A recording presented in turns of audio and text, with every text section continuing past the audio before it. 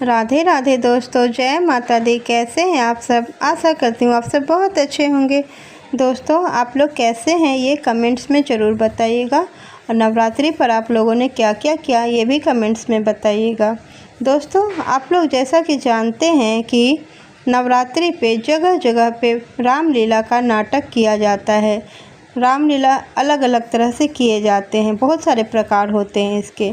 लेकिन क्या आप लोग जानते हैं रामलीला का इतिहास क्या है, कब मनाया गया, किसने पहले मनाया? तो चलिए मैं बताती हूँ आपको रामलीला के इतिहास के बारे में, और हम जानेंगे रामलीला के प्रकार के बारे में भी, कितने प्रकार का रामलीला नाटक किया जाता है।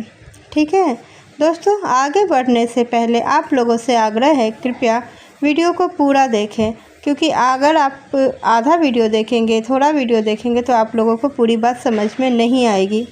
इसलिए आप लोगों से आग्रह है वीडियो को पूरा देखें, और आधा अधूरा वैसे भी किसी चीज़ को नहीं देखना चाहिए, इसका फल नहीं मिलता है। तो वीडियो को पूरा देखें। वीडियो अच्छी लगे तो चैनल को सब्सक्राइब करें, बेल आइकन दबाएं, और कमेंट्स में जय श्री राम लिखें, और वीडियो को ज़्यादा से ज़्यादा लोगों के पास शेयर करें, ताकि सबको पता चले कि रामलीला का इतिहास क्या है। रामलीला तो सब लोग देखते हैं, पर इतिहास क्या है किन्हीं को नहीं पता है। तो हम इस वीडियो में जानेंगे रामलीला के इतिहास के बारे में। चलिए वीडियो शुरू करते हैं। समुद्र से लेकर हिमाचल तक प्रख्यात रामलीला का आदि प्रवर्तक कौन है, यह विवादास्पद प्रश्न है। भावुक भक्तों की दृष्टि में यह अनादि है। एक किंवदंती का संकेत है कि त्रेता युग में श्री रामचंद्र के वन गमनोपरांत अयोध्या वासियों ने 14 वर्ष की वियोग विधि राम की बाल लीलाओं का अभिनय कर बिताई थी। तभी से इसकी परंपरा का प्रचलन हुआ। परंपरागत प्रतिष्ठापक गोस्वामी तुलसीदास हैं। उन्होंने हिंदी में जन मनोरंजनकारी नाटकों का अभाव पाकर इसका श्री गणेश किया। इसकी प्रेरणा से अयोध्या और काशी के तुलसीदास घाट पर भी प्रथम बार रामलीला हुई थी। अब हम जानेंगे रामलीला के प्रकार के बारे में। दोस्तों, हम तो जानते हैं कि रामलीला एक ही प्रकार के होते हैं, लेकिन नहीं, रामलीला के भी और प्रकार हैं। रंगमंचीय दृष्टि से रामलीला के 3 प्रकार हैं। सचल लीला पहला, दूसरा अचल लीला, तथा तीसरा स्टेज लीला।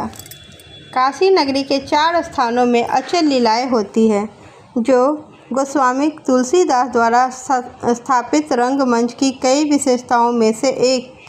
अयोध्या, जनकपुर, चित्रकूट, लंका आदि अलग अलग स्थान बना दिए गए थे, और एक स्थान पर उसी से संबंधित सब लीलाएं दिखाई जाती थी। यह ज्ञातव्य है कि रंगशाला खुली होती थी और पात्रों को संवाद जोड़ने घटाने में स्वतंत्रता थी। इस तरह हिंदी रंगमंच की प्रतिष्ठा का श्रेय गोस्वामी तुलसीदास को और इसके कार्यक्षेत्र काशी को प्राप्त है। इलाहाबाद के दशहरे के अवसर पर रामलीला के सिलसिले में जो विमान और चौकियां निकलती है, उनका दृश्य बड़ा भव्य होता है। लीला के पात्र किशोर, युवा, प्रौढ़ सभी होते हैं। सीता या सखियों की भूमिका आज तक किशोर द्वारा ही संपन्न होता है। लीला के सभी अभिनेता प्रायः ब्राह्मण होते हैं, किंतु अब कहीं कहीं पर अन्य वर्णों के लोग भी देखे जाते हैं। पात्रों का चुनाव करते समय रावण की कायिक विराटता, सीता की प्रकृतिगत कोमलता और वाणीगत मृदुता, शूर्पणखा की शारीरिक लंबाई आदि पर विशेष ध्यान रखा जाता है। लीला अभिनेता चौपाइयों, दोहों को कंठस्थ किए रहते हैं और यथावसर कथोपकथन में उपयोग करते हैं।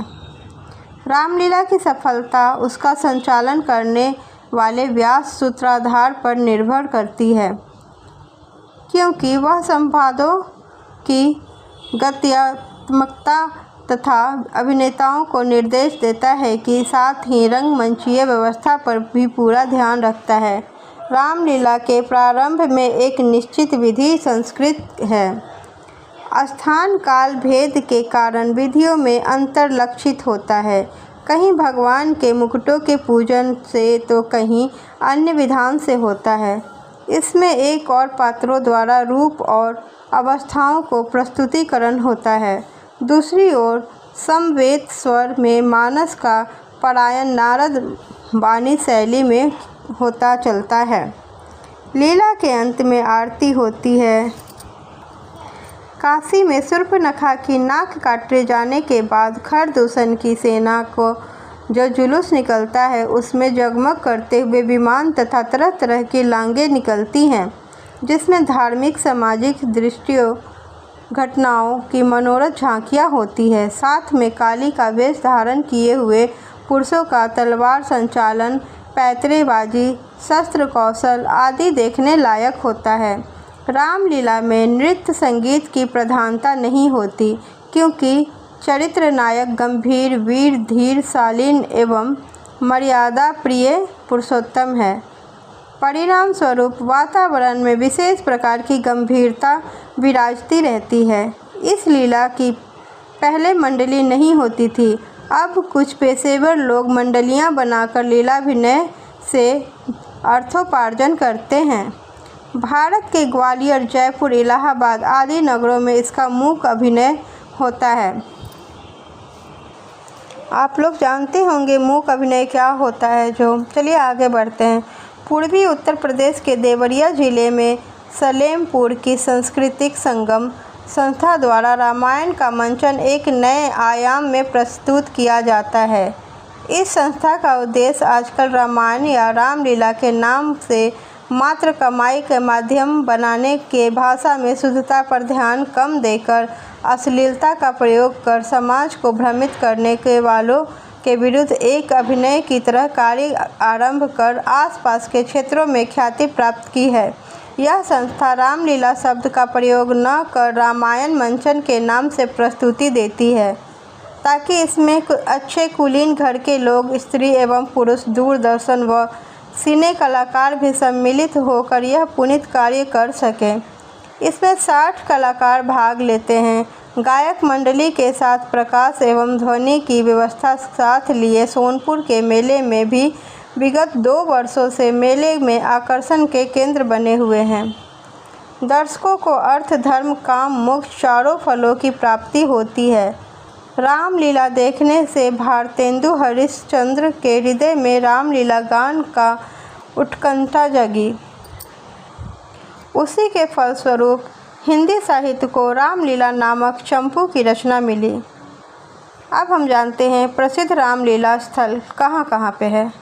रामलीला का मूलाधार गोस्वामी तुलसीदास कृत रामचरितमानस है, लेकिन एकमात्र वही नहीं, श्री राधे श्याम कथावाचक द्वारा रचित रामायण को भी कहीं कहीं पर यह गौरव प्राप्त है। ऐसे काशी के सभी रामलीला में गोस्वामी जी विरचित मानस ही प्रतिष्ठित हैं। इस लोक आयोजन के लिए वर्ष भर 2 माह के लिए अधिक उपयुक्त माने जाते हैं। आश्विन और कार्तिक ऐसे इनका प्रदर्शन कभी भी और कहीं भी किया जा सकता है।